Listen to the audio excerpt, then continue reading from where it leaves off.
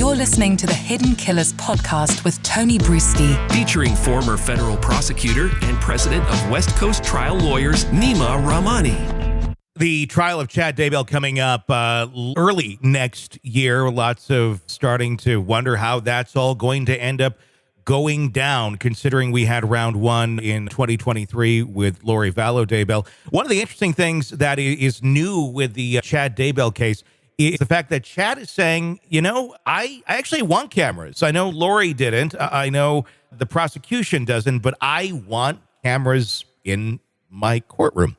It just seems a little odd, a little different. Joining us to discuss, Neama Rahmani. Why does Chad want cameras in the courtroom from a defense perspective? It seems like an odd request. Normally it's keep the cameras at bay.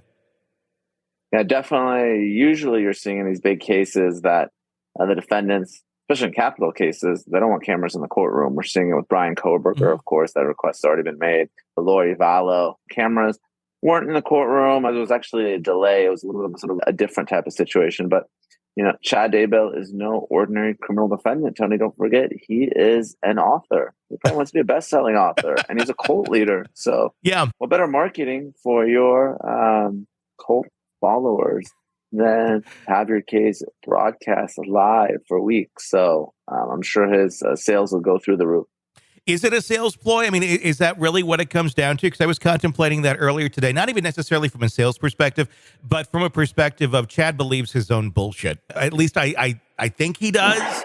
We know Lori does. Lori still is down that road. The question was, is Chad still going to believe it when it comes to standing trial, or is he going to back down to try and save his own life? Is this Chad trying to grandstand and have his moment in the spotlight to preach whatever nonsense he believes?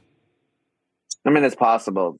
It's tough to say what these two believe. I mean, we've been covering this case for a long time. I remember doing TV interviews from my home, shut down during the pandemic, and then they were predicting the zombie apocalypse and the end of times. I think it was sometime in 20 or 2021. Well, we're all supposed to be dead by now. Yeah, so, well, these are two obviously very strange people. And the sad thing is, everyone around them ends up dead, including their own children, buried in their backyard, of course. So, this isn't a winnable case by any stretch, I think, for Chad Daybell. I thought Lori was going to point the finger at him during her trial. She didn't. I mean, he's going to have to point the finger at her, but I think that's less of a believable case. And, in my experience, whenever you have these subsequent defendants, one after another, once that first defendant is convicted, the jurors know that. And even though they're supposed to decide the second case, the subsequent case, based solely on the facts and the evidence in that case, they have to know the co-defendant was convicted. And it's got to put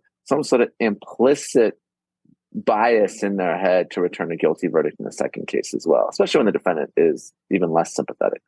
The fact that in the Lori case, they didn't really argue her case at all. It was pretty much rested right away.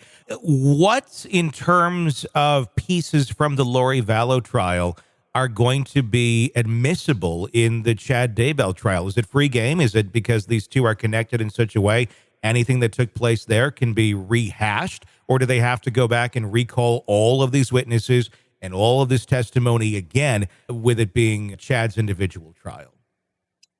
Yeah, it's going to have to be the latter. And, it's sort of a question of, why were the cases severed in the first place? We thought maybe there'd be inconsistent defenses and that finger pointing. It didn't happen. Obviously, in Lori Vallow, there was no defense. No one took the stand. Lori didn't testify. They didn't have a single witness.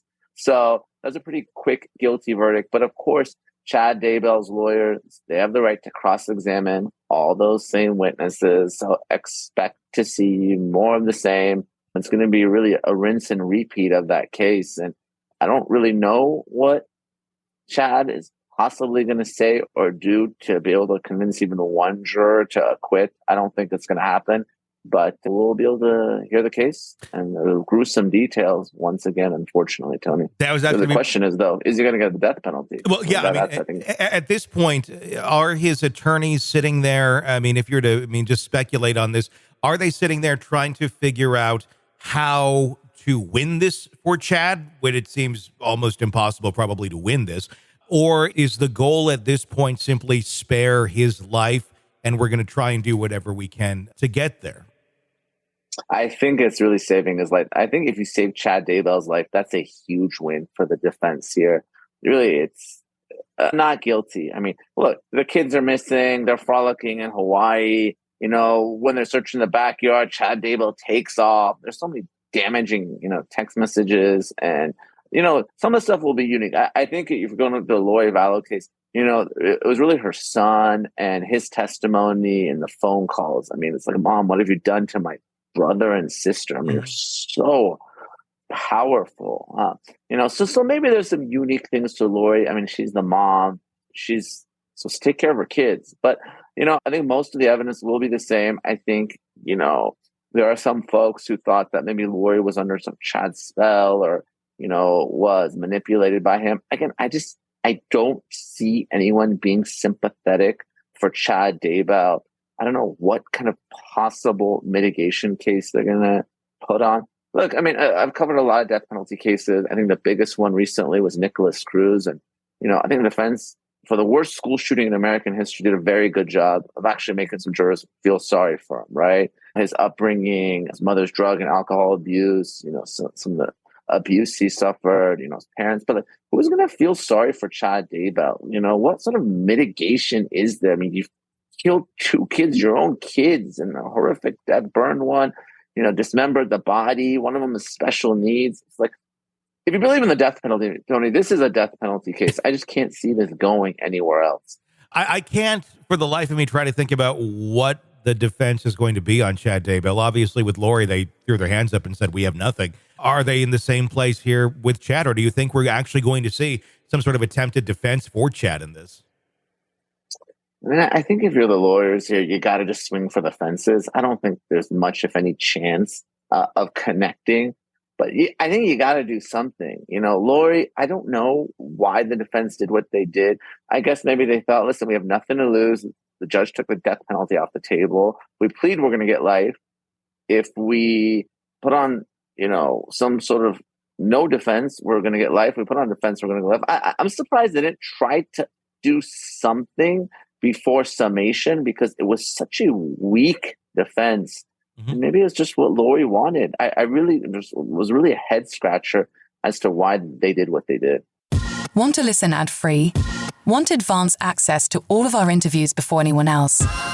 Become a True Crime Today Premium Plus subscriber on Apple Podcasts. You get every episode commercial-free. So you can binge on true crime until you can binge no more. Search True Crime Today Premium Plus on Apple Podcasts now, or go to our podcast page and sign up now. More of the Hidden Killers podcast next.